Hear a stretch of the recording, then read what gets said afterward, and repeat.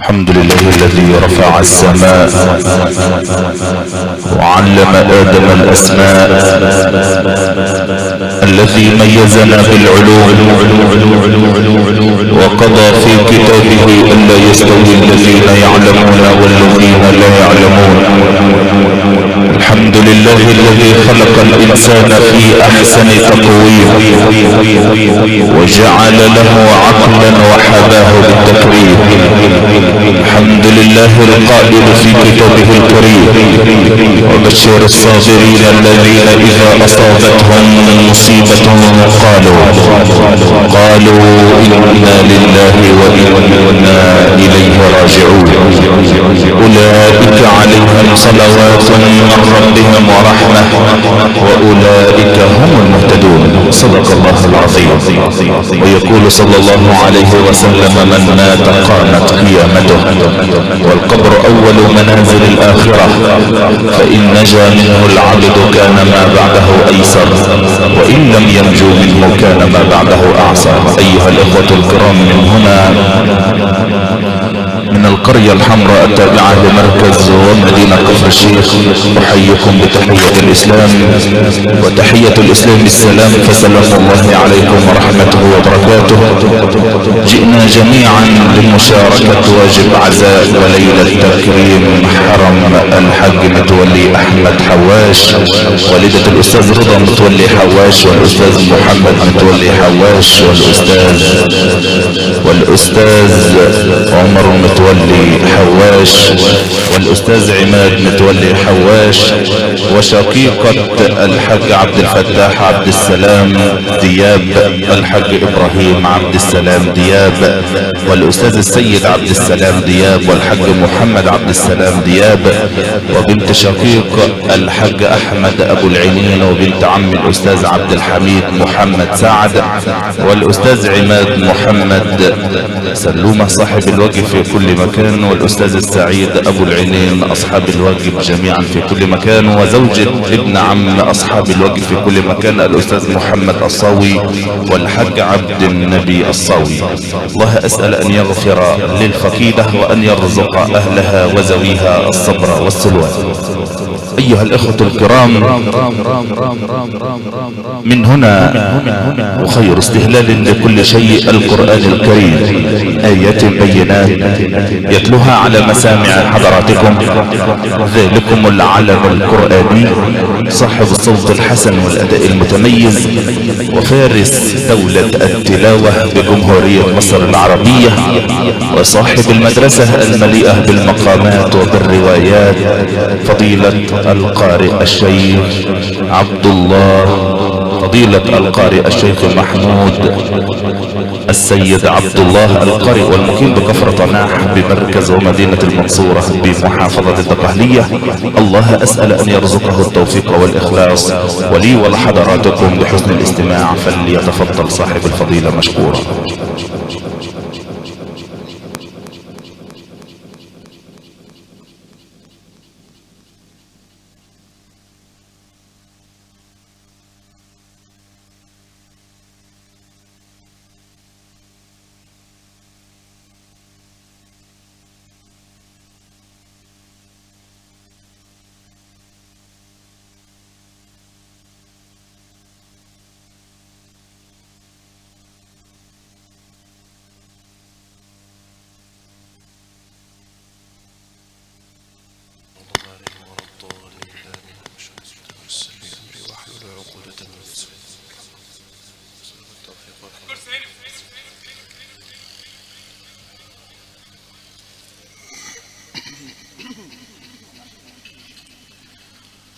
أعوذ بالله من الشيطان الرجيم.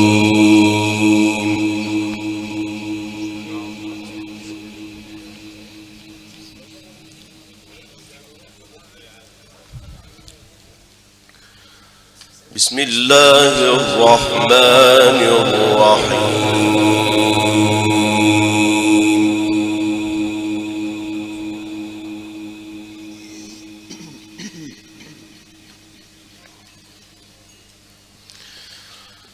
يا أيها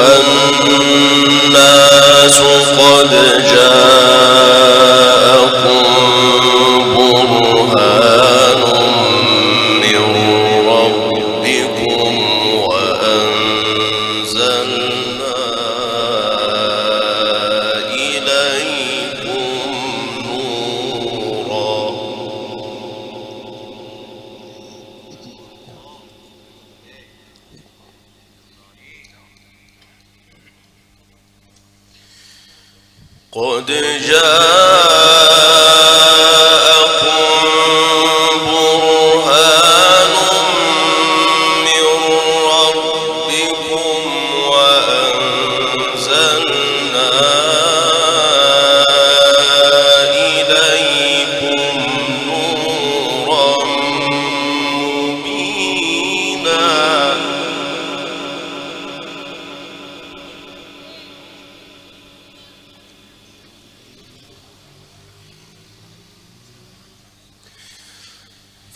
فأما الذين آمنوا بالله واعتصموا به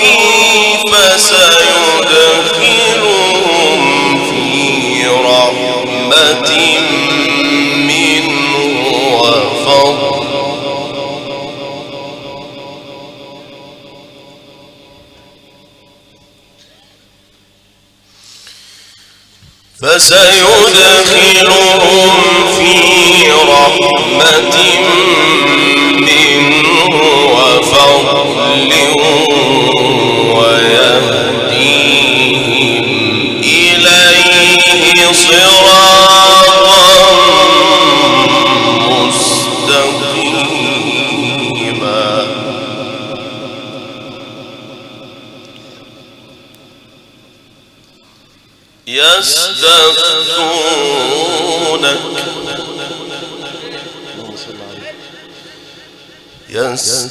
يستفتونك قل الله يفتيكم في الكلالة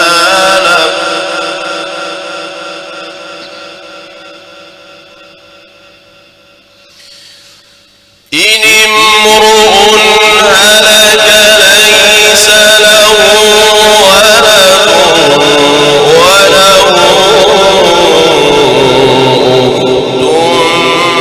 فلها نصف ما ترك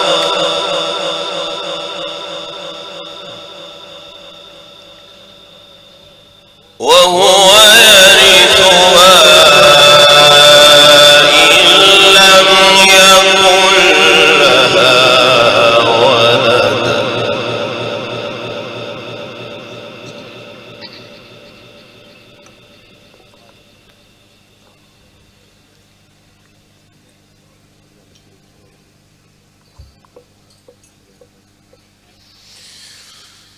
فإن كانت اثنتين فلهما الثلثان مما ترك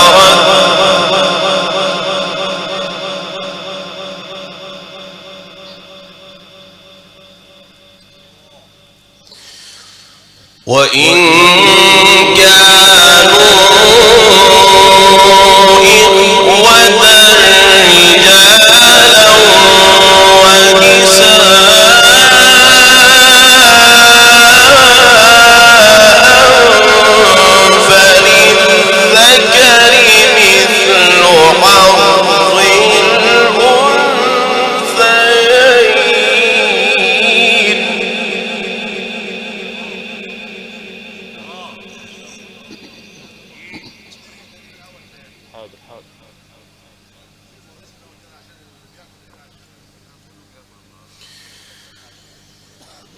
يبين الله لكم أن تضلوا والله بكل شيء عليم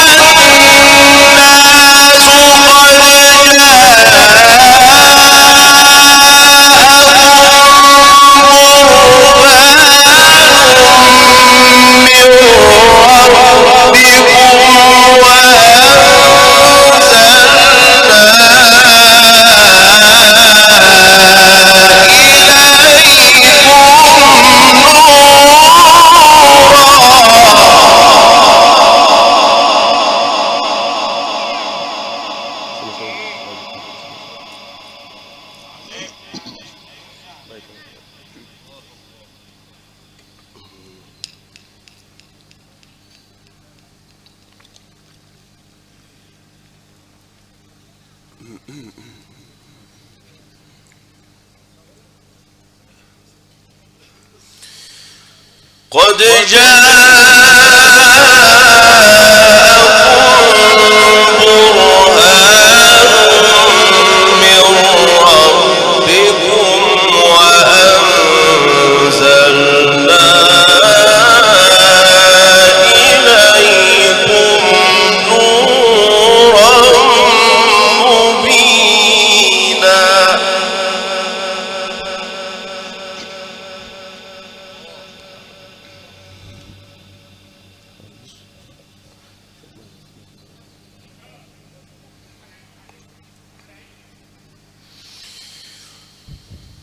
فأما الذين آمنوا بالله واعتصموا به فسيدخلهم في رحمة منه وفضل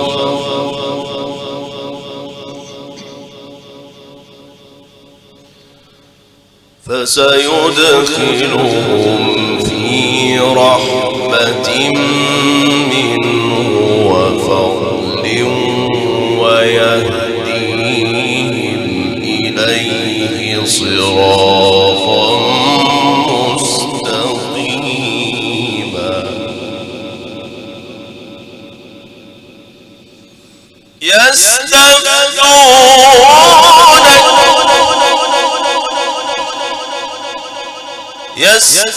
يستفتونك قل الله يفتيكم في الكلالة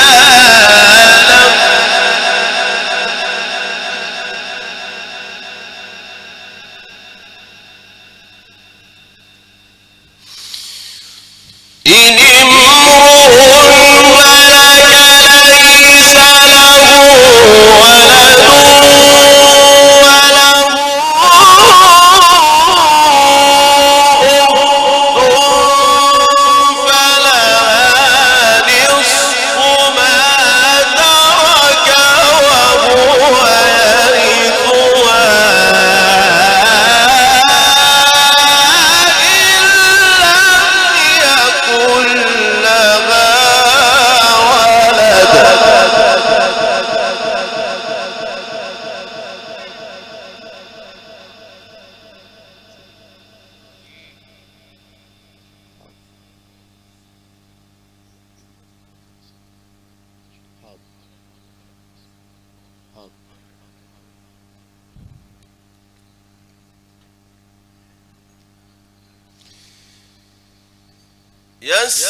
يستفتونك قل الله يفتيكم في الكلالة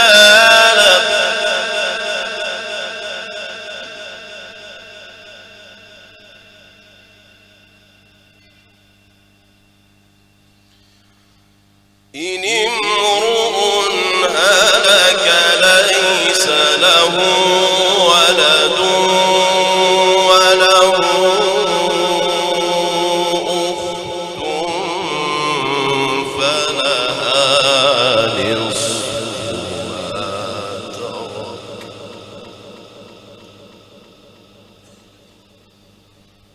وهو يرثها إن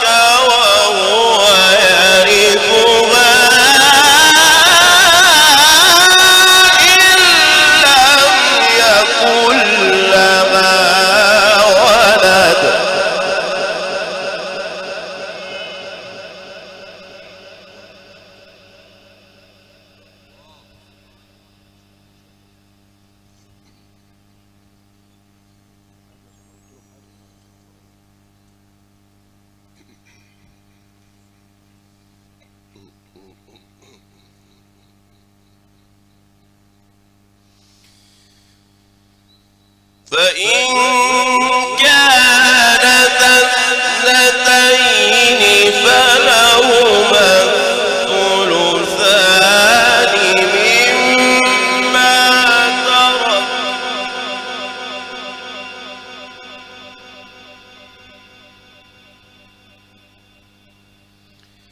وإن كانوا إخوة رجالا ونساء فللذكر مثل حظ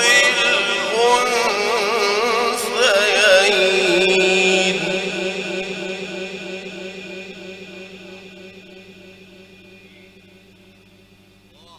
يبين الله لكم أن تضلوا والله بكل شيء عليم.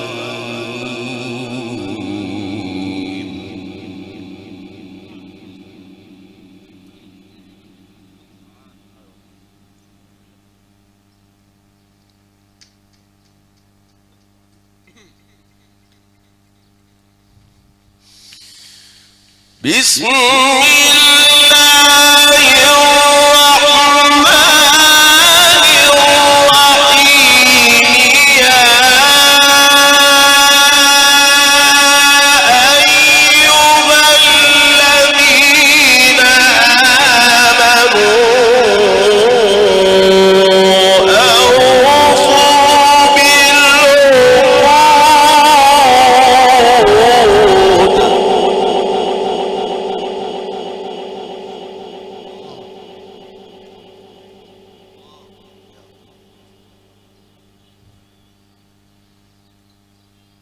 أوفوا بالعقود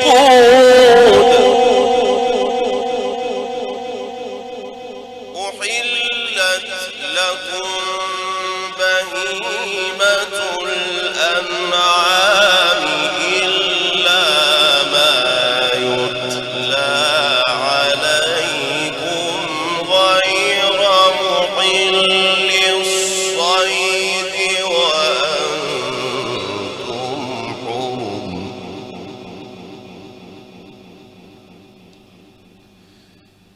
يا أيها الذين آمنوا أوفوا بالعقود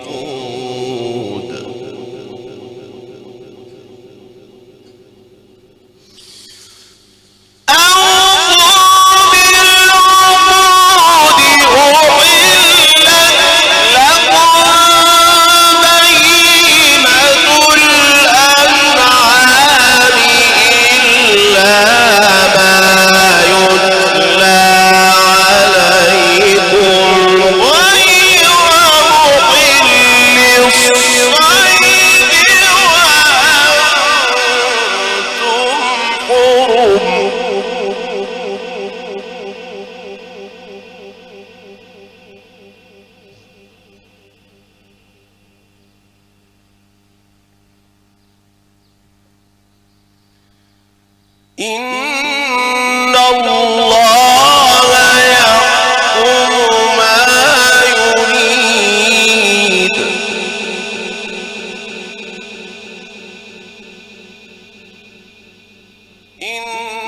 إن الله يحكم ما يريد.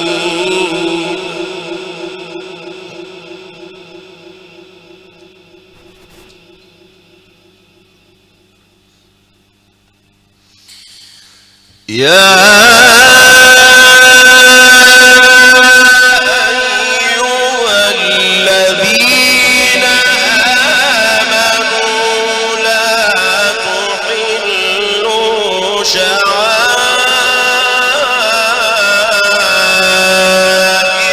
الله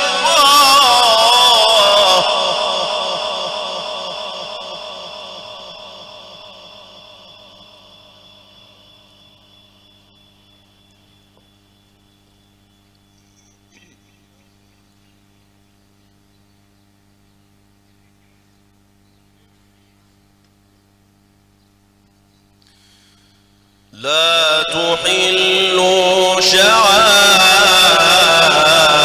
شعائر الله ولا الشهر الحرام ولا الهدي ولا القلائد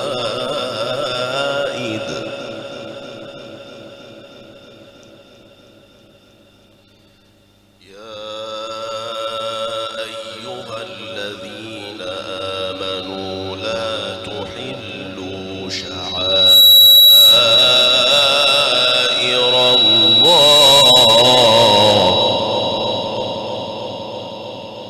لا تحلوا شعائر الله ولا الشهر الحرام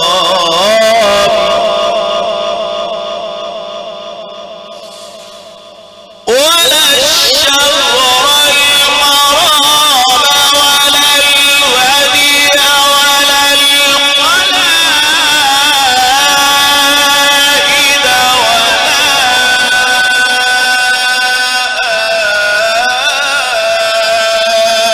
آمين البيت الحرام يبتغون فضلا من ربهم ورضوانا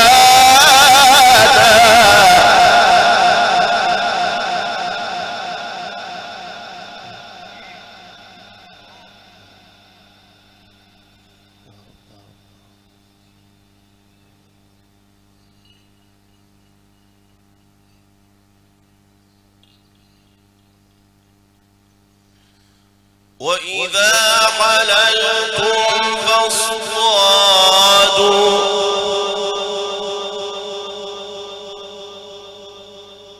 ولا يجرمنكم شنآن قوم أن صدوكم عن المسجد الحرام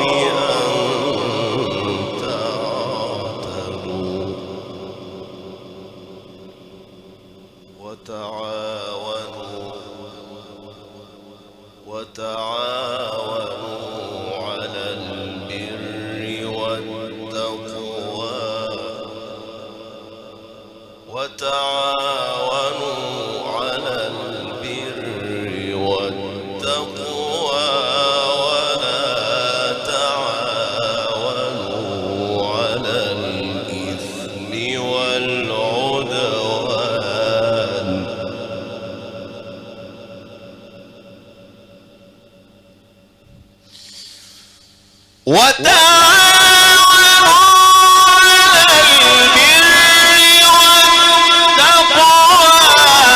ولا تعاونوا على الإثم والعدوان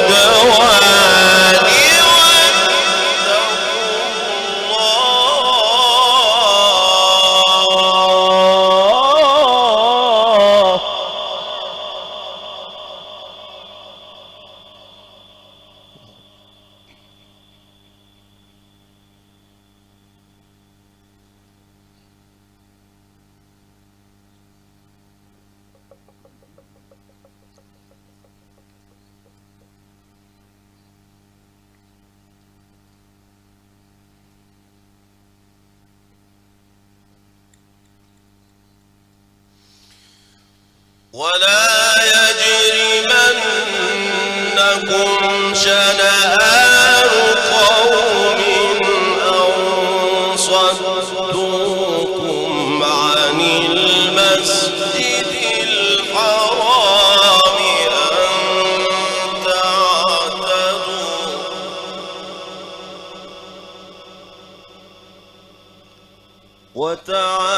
وتعاونوا على البر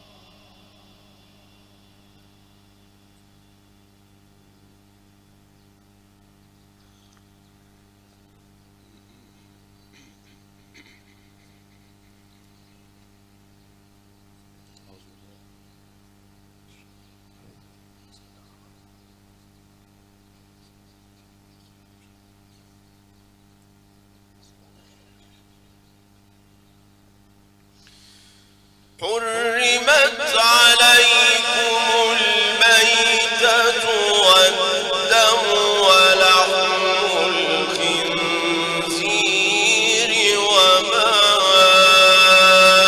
أهل لغير الله به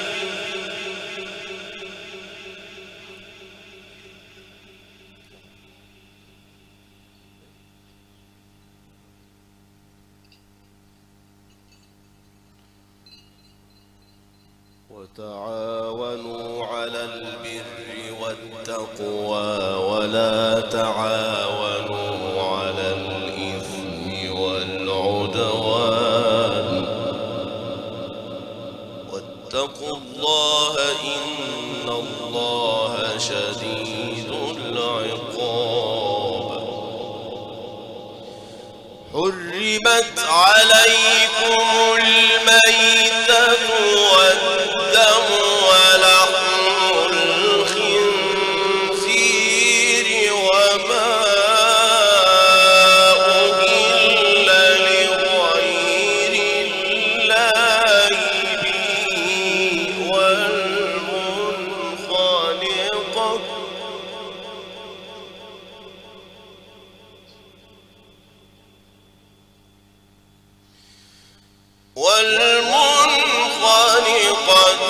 والموقوذة والمتردية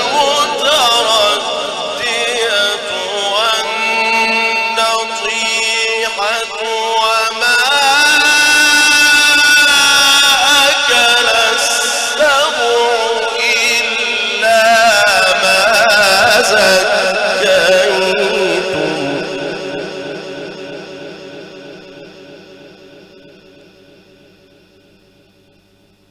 وما ذبح على النصب وأن تستقسموا بالأزلام ذلكم فسق. اليوم يئس الذين كفروا من دينكم فلا تخشوهم واخشون.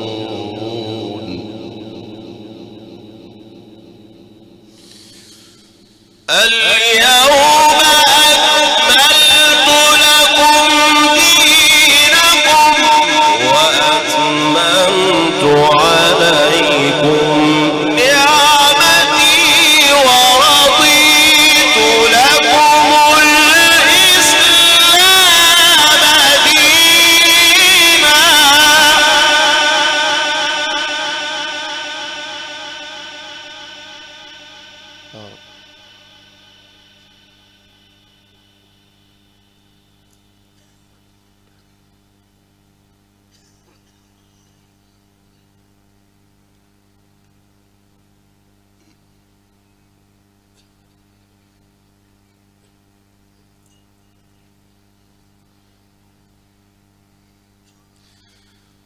حرمت عليكم الميتة والدم ولحم الخنزير وما أهل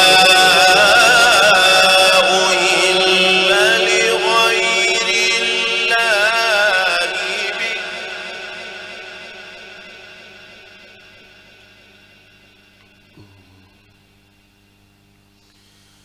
وما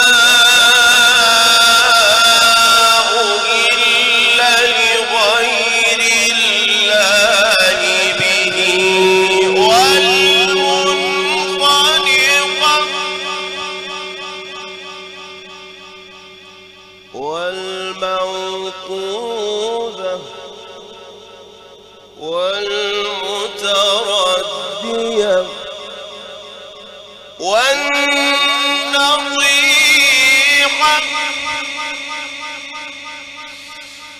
والمنخنقة والموقوذة والمتردية والنطيحة وما أكل السبع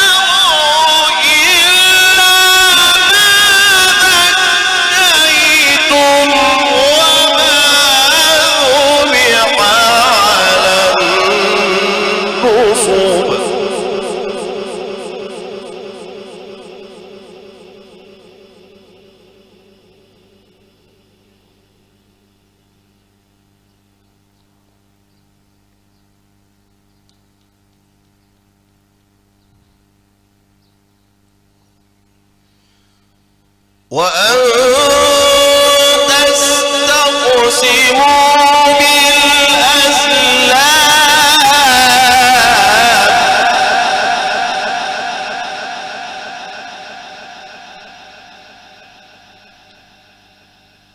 وأن تستقسموا بالأزلام ذلكم فسق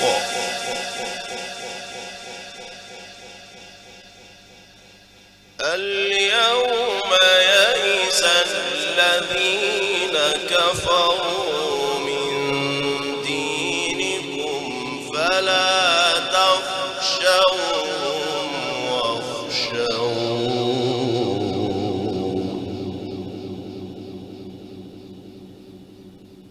اليوم أكملت لكم دينكم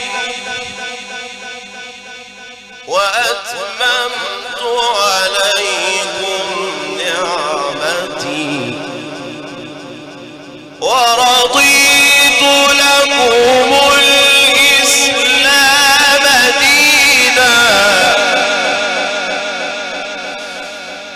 اليوم أكملت لكم دينكم وأتممت عليكم نعمتي ورضيت لكم الإسلام دينا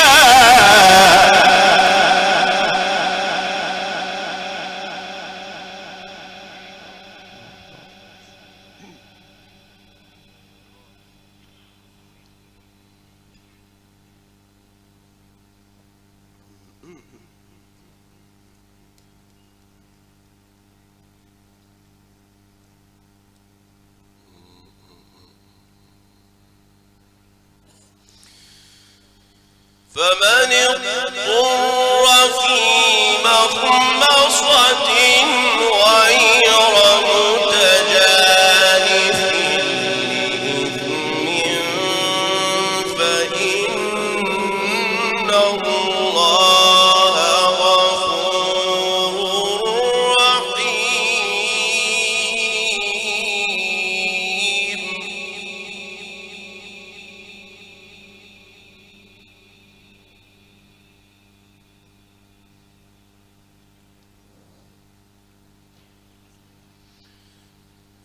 يسألونك ماذا أحل لهم قل أحل لكم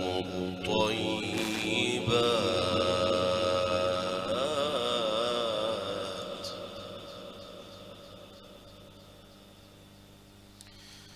يسألونك ماذا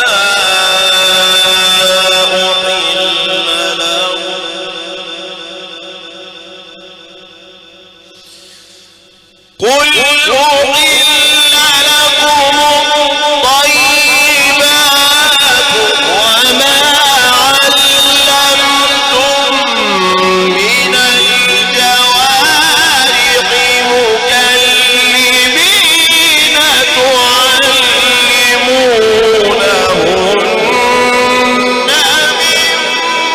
مما علمكم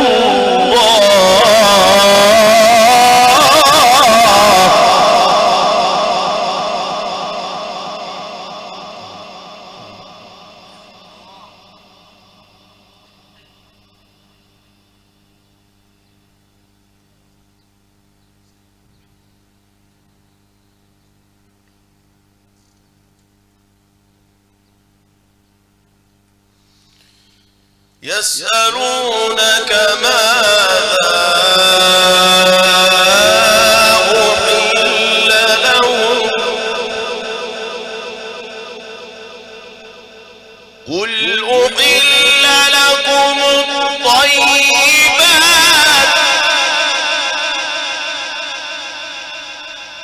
قل أحل لكم الطيبات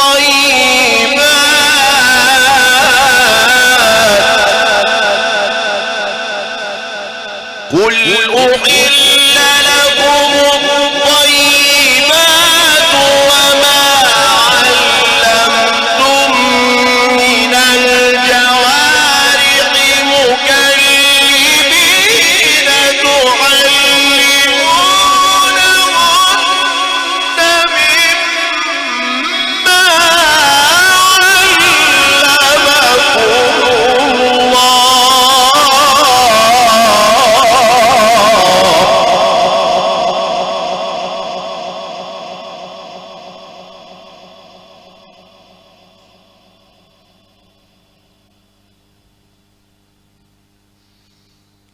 فكلوا مما أمسكنا عليكم واذكروا اسم الله عليه واتقوا الله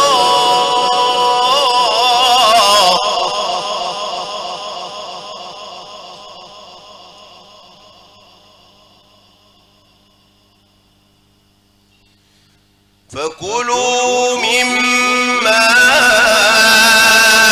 أمسكنا عليكم واذكروا اسم الله عليه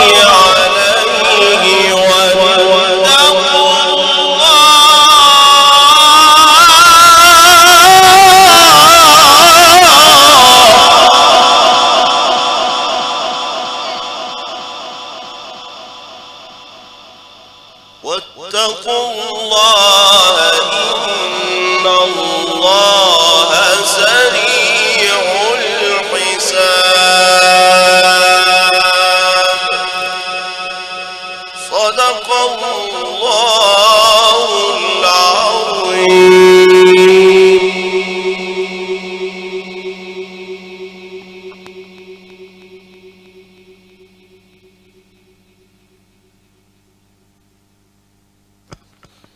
النفس تبكي على الدنيا وقد علمت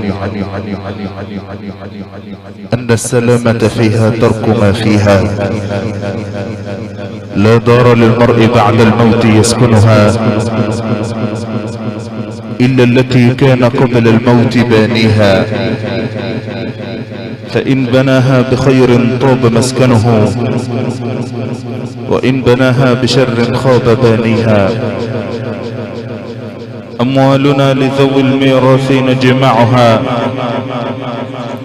ودورنا لخراب الدهر نبنيها. كم من مدائن في الآفاق قد بنيت أمست خرابا وأفنى الموت أهليها. لا تركنن إلى الدنيا وما فيها فالموت لا شك يفنينا ويفنيها. هكذا إخوتنا إخوة الإيمان والإسلام عشنا وإياكم في رحاب هذه التلاوة القرآنية المباركة، والتي تلاها على مسامع حضراتكم ذلكم العلم القرآني فضيلة القارئ الشيخ محمود السيد عبد الله فارس دولة التلاوة وصاحب المدرسة المليئة بالمقامات وبالروايات، والمقيم بكفر طناح مركز ومدينة المنصورة بمحافظة الدقهلية.